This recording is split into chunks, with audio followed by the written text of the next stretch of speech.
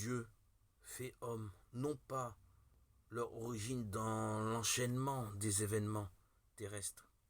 Au contraire, pour l'incarnation du Fils.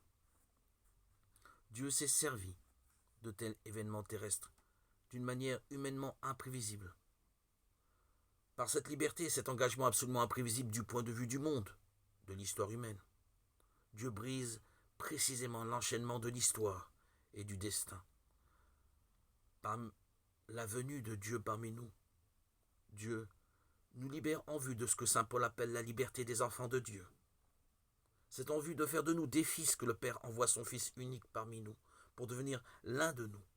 En effet, c'est l'essence même de l'homme que d'être fils, voulu par l'amour, animé par l'amour, appelé à l'amour.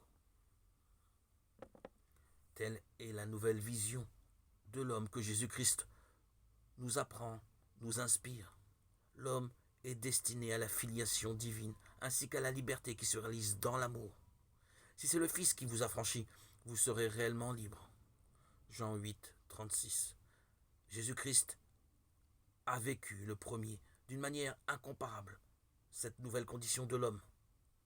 Par le don de son esprit, Jésus-Christ, Fils unique du Père, rend possible cette condition nouvelle de l'homme, être fils, dans la liberté et dans l'amour.